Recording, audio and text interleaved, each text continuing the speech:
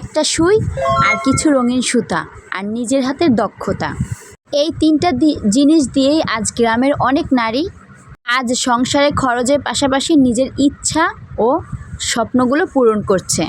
আপনি কি জানেন নকশি কাঁথা সেলাই করেও ঘরে বসে আয় করা সম্ভব?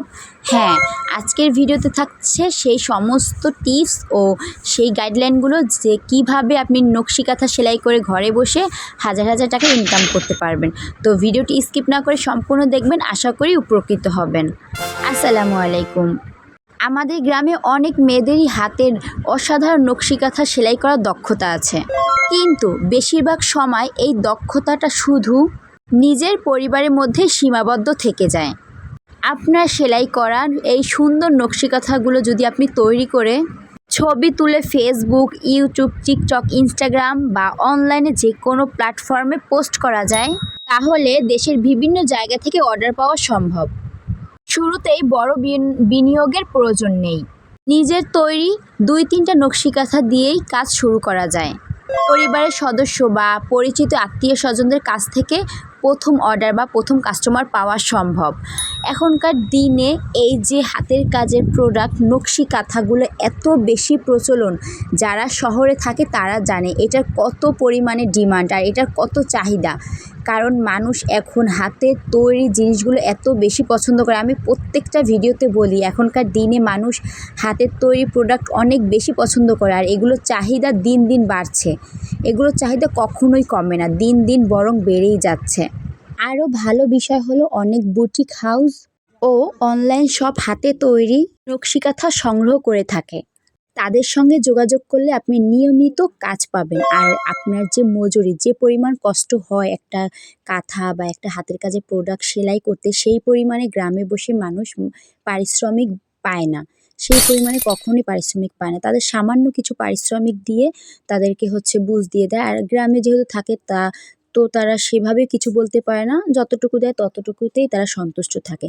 কিন্তু এই সমস্ত বুটিক হাউস বা অন্যান্য সবগুলোতে যে নকশি কাঁথা বা হাতের তৈরি প্রোডাক্ট সংগ্রহ করে, তারা একেবারে আপনার যেটা ন্যায্য পারিশ্রমিক সেইটা দিবে। তো আপনি আপনার পারিশ্রমিক থেকে যে বঞ্চিত হচ্ছেন, সেগুলো আপনি অনলাইনের মাধ্যমে সেটা উসুল করে নিতে পারবেন। নকশি কাঁথা শুধু একটা পণ্য নয়, এর সঙ্গে জড়িয়ে থাকে গল্প, ঐতিহ্য আর পরিশ্রম। এই গল্পগুলো কাস্টমারের সামনে তুলে ধরতে পারলে বিক্রিও বাড়ে। তাই আমি আপনাদের জন্য সাজেস্ট করব, যারা এরকম সুন্দর সুন্দর হাতের কাজে প্রোডাক্ট তৈরি করতে পারেন, নকশি কাঁথা, বেবি ড্রেস বা বিভিন্ন শাড়িতে সুন্দর কাজ করতে পারেন, তারা চাইলে বিভিন্ন প্ল্যাটফর্মে অনলাইন, ইউটিউব, ফেসবুক এই সমস্ত জায়গায় আপনারা একটা বিজনেস আইডি খুলে নিতে পারেন। আর আপনার কাজ দেখান, আপনার গল্প বলেন, ইনশাল্লাহ আপনি খুব শীঘ্রই অর্ডার পাবেন, আর আপনার সুন্দর একটা বিজনেস দাঁড় হবে। হয়তো আজ আপনার হাতে শুধু একটি সুই আর কিছু সুতা আছে, কিন্তু সেই হাতের কাজই আপনার আগামী দিনের নিজের পরিচয়, আত্মবিশ্বাস ও আয়ের উৎস হয়ে উঠতে পারে। তাই ঘরে বসে না থেকে আপনি যে কাজ জানেন সেটাই দিয়েই সুন্দর করে বিজনেস শুরু করেন আর নিজের ইনকামে নিজে চলেন।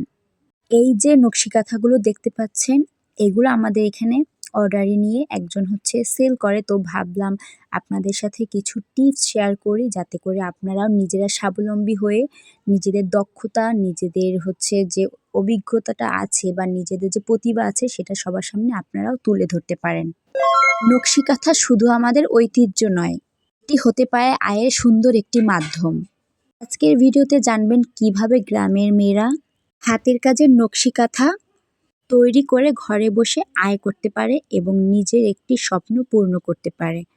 আমাদের চ্যানেলে এরকম আরও সুন্দর সুন্দর বিজনেস বিষয় টিপস দেওয়া আছে, আপনারা চাইলে সেখান থেকে ভিজিট করে আসতে পারেন। আশা করি উপকৃত হবেন।